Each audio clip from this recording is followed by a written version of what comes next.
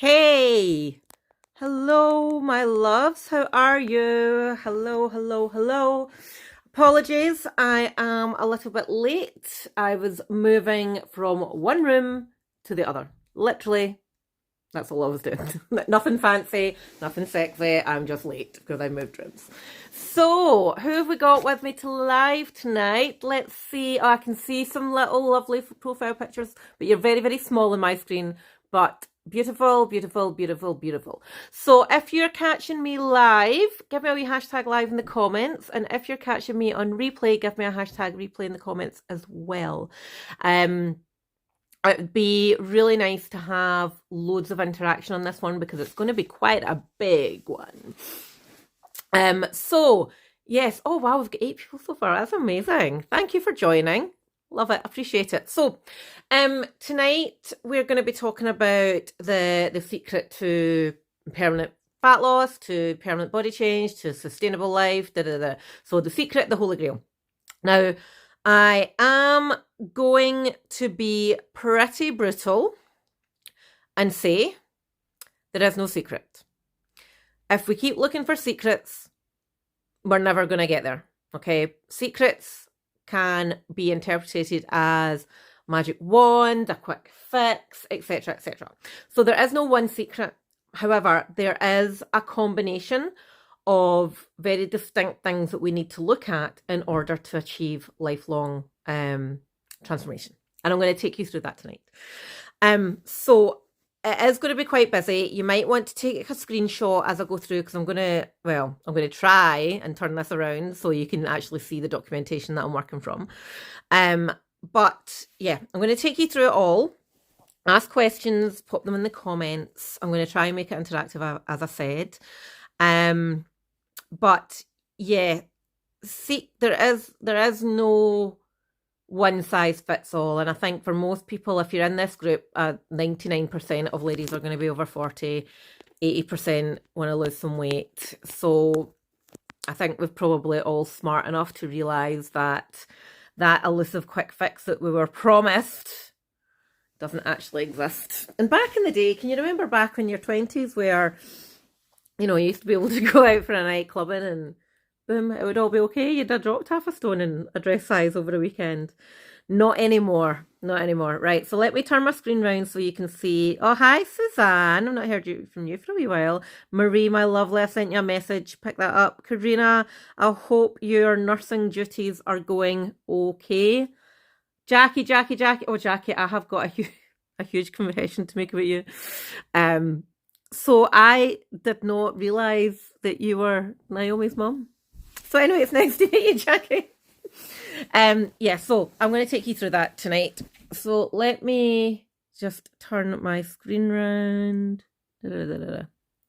So I don't know if this is my duvet cover. It's nice, isn't it?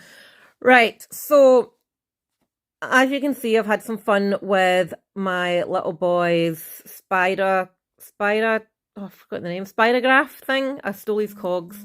But basically what I wanted to demonstrate, the fact that there is no one thing that is going to change. There is no one topic that you can focus on that is going to change the game for you. There's a combination of different things and it all has to work together to create, the full package. So I'm going to take you through these. So I've not, in an ideal world, what I wanted to do is connect the 4 big circles together, but I'm an idiot and I didn't draw that very well. So you're just going to have to pretend that these all fit together. So one of the big topics, which we all always forget when it comes to body change, is around the mind element.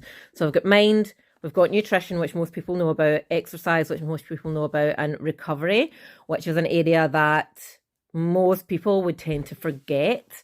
And not actually put it as high a priority as it should be, especially when we are over 40, so between 40 and 55. So when it comes to all the things that we need to look at within these cogs, so from a mindset, mind, whatnot, we need to look at many different things. So decision making. So if we can change the way that we make decisions, we're always going to get different outcomes. Now, one of the very common traits that I see when I'm talking to the girls is that if you've got 20 years of doing things a certain way, then we're always going to get the outcome that's the here and now. So we need to change the way we make decisions. And it's really, really hard, because that means, letting go of all these patterns and habits and beliefs, and what we believe to be true might not ultimately be true. And that's really hard to give up, especially when, every single lady in this group is, what I would call a high performer. Everybody's really good at what they do. They're very smart. They've loads of qualifications, good careers. So trying to let go of some things can prove very, very difficult. But ultimately, that's what we talk about, getting out of our comfort zone.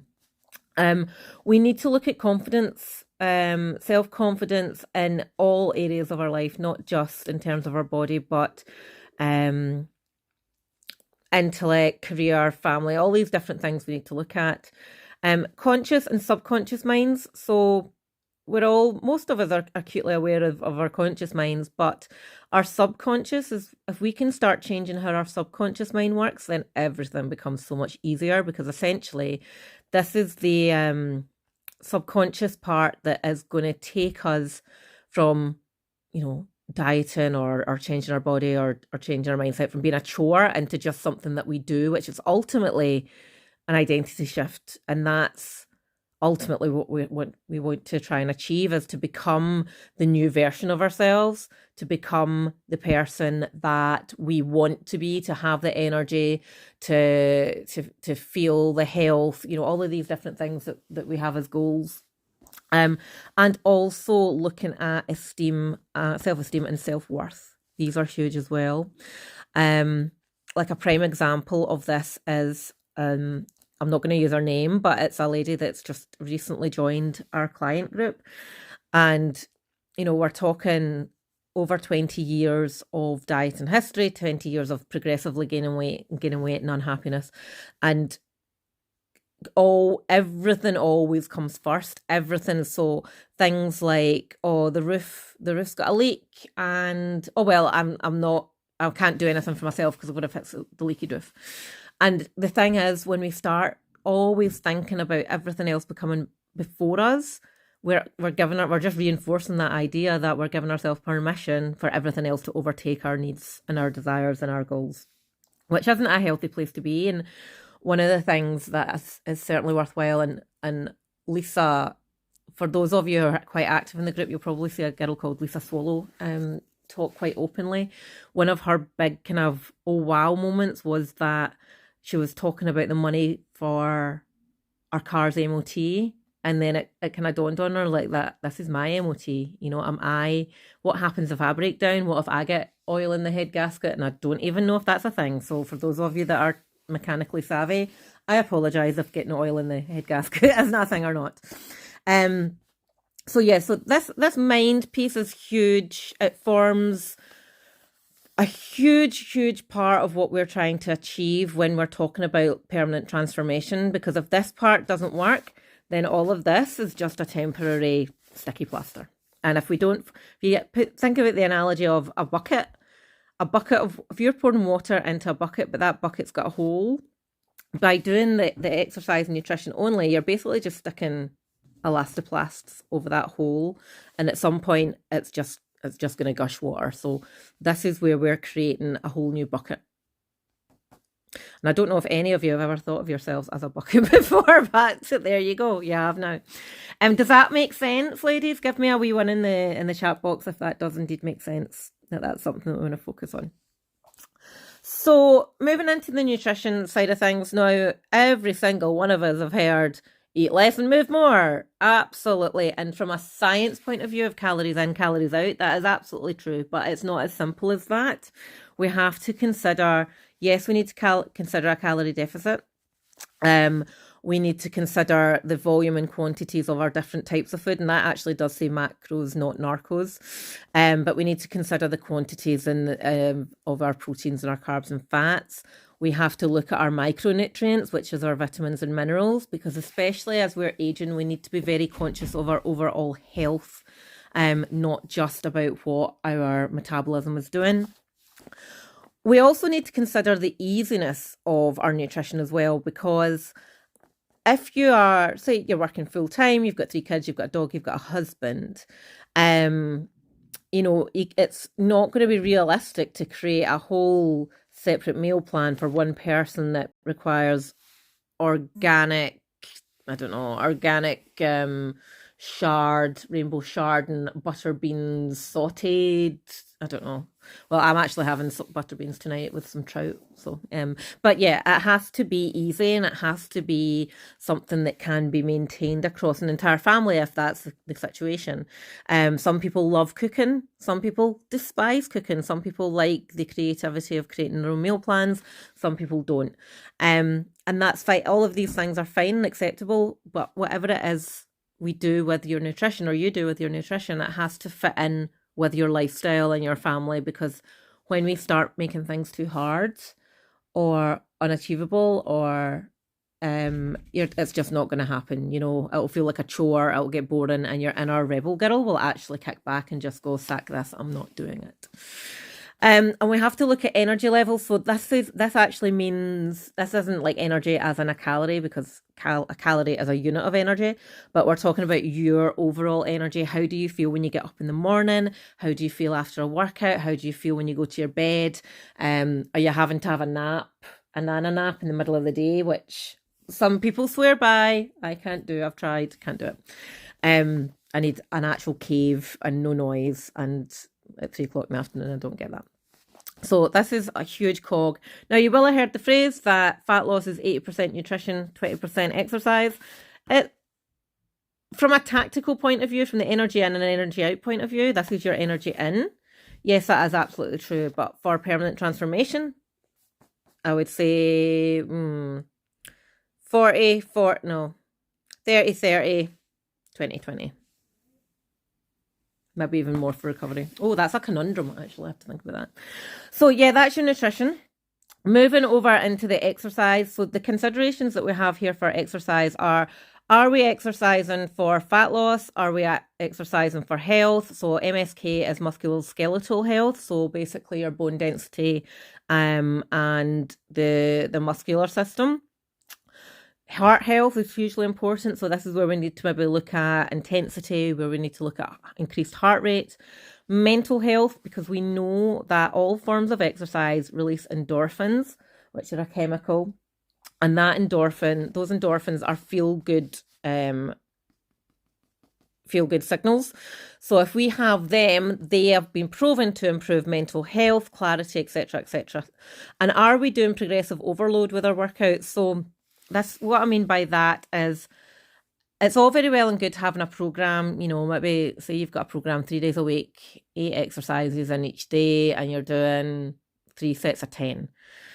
Unless you're changing the intensity or the volume or the weights, then you're just going to get stronger, and then the exercises themselves with the weight that you're using is going to get too easy.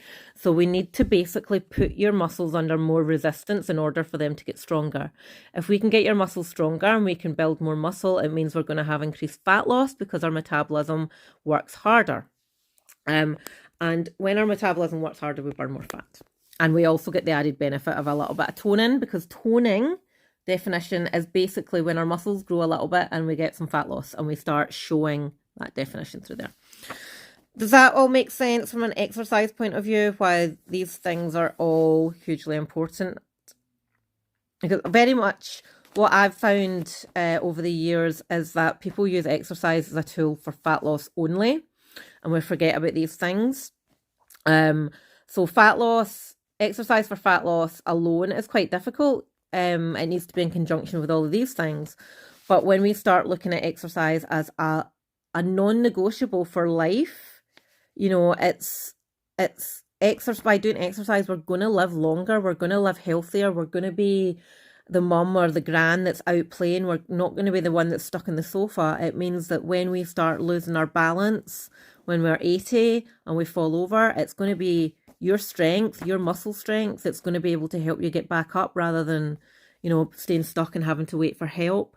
So exercise is a huge, huge factor, but let's not just see it as fat loss. Let's see it as just a cog and how to be the person that we want to be, which essentially this is. All right.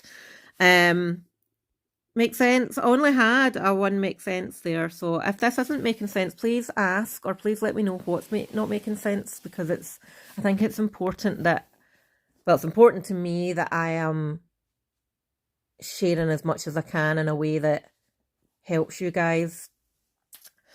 Moving into the recovery area, and again, this is actually something that I'm going to be doing a lot of additional qualifications on over the next wee while, but recovery is hugely important. Now, recovery isn't just a case of, well, I sat down, I did my 90 seconds rest after my reps, or I sat down on the sofa for 4 hours, so I'm recovered. That's not what this is about. Recovery is proper recovery, whether it's mental recovery, physical recovery, and making sure we're expending energy in the right way.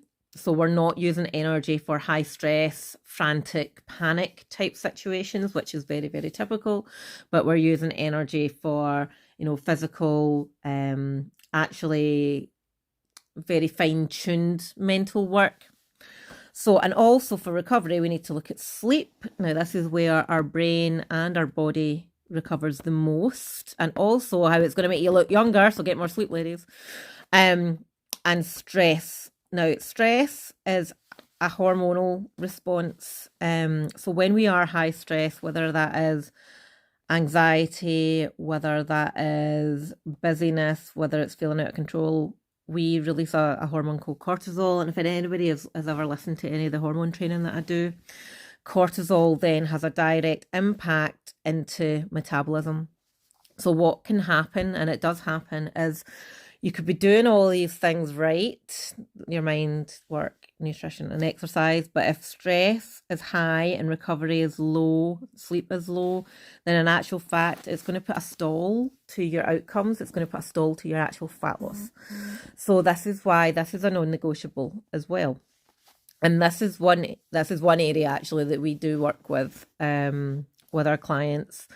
And it's not, we can't control everything. So if you've got a young child, we're not going to be able to make your child sleep more, but we can help you recover better from a bad night's sleep. We can help you make better decisions when you're tired, because if you think about when you're really tired, sometimes the decision-making process goes to absolute pot, doesn't it? So you're tired, you've got low energy, I'll just grab that chocolate bar, I'll just grab a glass of wine, or I'll just grab a takeaway, or whatever it is. But if we can work on this decision-making thing alongside some tactical things with nutrition and ease of use, then it means that this is going to improve as well. So you see, it's all interconnected, even though my drawing doesn't show that. So there are your 4 cogs. And the thing that underpins it all, which is where a lot of you ladies probably struggle, is consistency and patience. So you'll have heard me say before, progress, not perfection. That is essentially consistency. Trying very much, there's a running theme, very much a running theme amongst the people that we help, and that they are what you might call type A personalities. So they're used to being in control, used to things happening for them, used to spinning multiple plates and basically designing outcomes. And then if we have this one area, which tends to be fat loss, tried years and years of diets and nothing's happening, knocking confidence, then trying to not be perfect can be really, really hard for some people. But consistency is absolute key, and that means about being on point 80% of the time. And you've got to give yourself a little bit of bandwidth for times where you can't be perfect, because we cannot be perfect all of the time. It is too much stress. Then impacts decision making. You see? And patience. You're not going to lose a stone in a day. You're not going to lose a dress size in a week unless you've got a really bad case of gastro disease or illness. So I'm turning it around now. Does that all make sense? Please give me some yes, just put a yes in the chat box if all that makes sense, about why we have to put all of these things together in order to get success, and that by working only 1 or 2 areas at a time, mostly nutrition and exercise it'll be, we're not ever going to see long-term success. So give me a yes if that makes sense. Thank you, Jackie. Yes, Lynn. I don't know, Lynn, I don't know if you were here for that bit there about type A personalities, but ring a bell, ring a bell. So yeah, that is the Holy Grail. Those four cogs working together, that is fundamentally the secret. And if we can get all those working together at the right time, in the right place, in the right way, then success is guaranteed. Absolutely. These are proven time and time again. And it's not just for, whether you're getting into a pair of size 10 jeans or a size 12 pair of jeans. This is about for lifelong success, because all of those things, if you think about the things that I put in that mind cog, that's going to set you up for success in every other area of your life as well. So whether that is career, relationships, can't quite think what else, hobbies, anything at all. If we can do work there, then of course it's only going to ever optimize everything else that you do, not just your body. The same goes with nutrition. If you're doing everything right with your nutrition, you're going to have bags more energy to do things. You're going to have bags more emotional freedom from not being chained to dieting. Like, you'll be able to say yes to things that you previously might have said no to. So, going out for dinner, going out for drinks with the girls or cocktails, whatever. Very often people are saying no to fun things because they don't want to go out and be seen in jeans that they don't like, or they think that they don't like what they see in the mirror. And it's not life limiting in the fact that, you're not going to be around tomorrow, but it's enjoyment of life limiting. And we're not here to be not having fun. We're here to have fun. We're here to be the person that we want to be.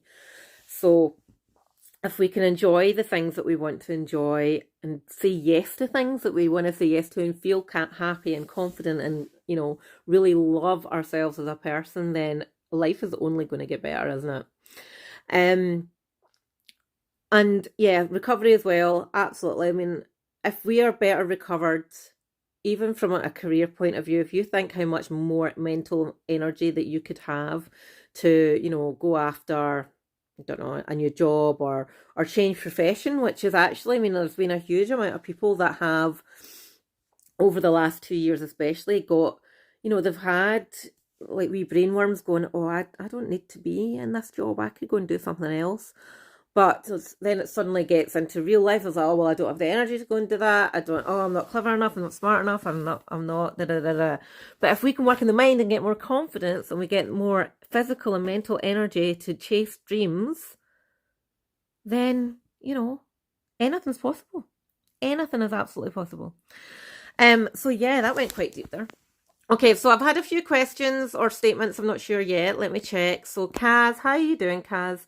We'll jot it down on replay watching. So yeah, so you can just screenshot that and that diagram if you need to and print it out. Sharon, my problem was exercise and eating healthy. I'm limited with what exercise I can do. Well, you're not really, Sharon. I mean, there's it doesn't need to be 3-hour-long sessions in the gym. Everybody has. If you've got limitations, there is always a way. Moving. The worst thing that we can do is not move our bodies. Our bodies were designed for movement, and any physio will tell you that motion is lotion, regardless of what is going on. So yeah, there might have to be adaptations, but I'm going to challenge you to say, I don't know any backstory or anything, but your problem with exercise, I'm limited with what exercise I can do. Is that something that is really, really true? Or is it something that you just believe to be true because it's been that way for so long? So, exercise could just be going a walk around the block. Exercise could just be going 2 flights of stairs. Start where you are and build up. Have a think, be very honest with yourself and going, is it truly exercise? Is my nutrition on point? Is my recovery on point? Is my mind on point? And ask yourself those questions, and that can take you to some amazing, amazing places. Marie, stress is your issue. Let's talk. So yeah, it's all of these things. I would suggest that nobody in the world is 100% perfect at any one of those cogs. You might get people that are really good in certain areas, but I doubt anybody is actually perfect in any one area. There's always improvements to be made. There's always way that we can develop ourselves. So Kaz, yep. So yeah, there's flare-ups, absolutely, and we actually have quite a lot of clients in our environment who have fibro. And again, it's about working with where you are in the here and now. It's about utilizing the times where you're not having a flare-up, and how do we minimize the negative impacts of when you are having a flare-up? Because typically people get tired, drained, but then make poor decisions, make bad food choices. And also the things that I don't know your backstory, I don't know where you are in terms of weight, but one thing that typically does come up is if we're carrying more body fat, the more pain that we're going to be in. So again, it all goes back to the cogs. It all goes back to all the different things. So yeah, let me see what's coming through. Anything else? It keeps going back to the start when I scroll. Right, my lovelies. Has this helped anybody tonight? Has this helped? Yeah, fatigue is a huge factor, and that comes down to a lot. That is just part and parcel of the condition. So we can choose to try and change it using the tools that we have available. Use our controllables. So our controllables are what's going on in here, what we're putting in our mouth, how we're moving. But there is going to be times where you cannot control it. You cannot control, but it's what we do, the actions that we take during that time, that will really help change things for you. That help? Yeah, good. Okay. The other thing while I'm here is I put out a free guide this morning, an actual giveaway for motivation. And the reason I've done that is because I am I'm messaging quite a lot of the ladies, especially the new joiners, to see what they need, to see how we can help. And one thing that comes loud and clear is about lack of motivation. Okay, lack of motivation is a huge factor. I have created a PDF guide that is free to you guys, and I've put a post on it earlier. It says I think it was given the title free motivation PDF. Only 4 people have put their hand up for it. So if motivation truly is a factor, then utilize the free resources that are available to you. It's not going to be there forever. I will take it down towards the end of the week. So if you want that, please put a yes or a something, I can't even remember, fire emoji in the comments, and we'll get that over to you, because I've spent can't even remember, a couple of weeks ago maybe, talking quite a lot about intrinsic motivation, external motivation and whatnot, and how do we get a lifestyle that doesn't require to be fully on it all the time, because that's exhausting, trying to be on it, and it's basically just another variation of the all or nothing mindset. Waiting for motivation is like you've got no idea whether it's going to come or not, because motivation is basically how you feel in any given day. So we want to try and create a lifestyle, habits, behaviors that just become part and parcel of who you are. That is that identity shift bit that I was talking about. So when we start operating like the person we want to be, and we truly are that person, that's where we don't need to rely on motivation or willpower to keep us going. So if you want that, you need to go and find the post. It was from this morning, about 11-ish. So go ahead and request that, and we'll get that over to you. All right. Okay, it is 30 minutes past the 5. I hope you all have a lovely evening. For some reason, I always sign off on a Wednesday with what I'm doing later. And I'm going to have some trout, and I'm going to have some butter bean stew thing. And then I have to go to Tesco and buy my little son some boxers, because I was doing the laundry. Right, so my little boy is 9, nearly 10. He's fairly tall. I think he's above average for his age. And I was doing the laundry, and I was turning his boxers inside out, and I thought, age 7. Like, oh my god, you poor soul. I think we all know what it's like to be wearing too small underwear, so I have to go out and buy some pants. Oh, I feel like such an awful mother. So please, if anybody does have terrible mother examples, please pop them in the comments. That's for no other reason to make me feel better about myself. So yeah, that's my fun evening. So take care, y'all. It was lovely to have so many people here. Thank you for joining. Really appreciate you. If you do have any questions, you do need advice, pop me a message. We've got... I don't have any consultation space tomorrow, I don't think, but I've got a couple on Friday. So if anybody is keen to learn more about how their journey could look and what's possible for them, and actually are committed to doing work to get results, then definitely let's book in for a chat. And remember, having a conversation is absolutely free, so park those fears away somewhere else. And if you need more training on dealing with the fear, I did last week's live all about fear, and I actually think it's one of my better ones, so go and have a watch of that. Alrighty, lovely to see you all. Have a good one. Night night.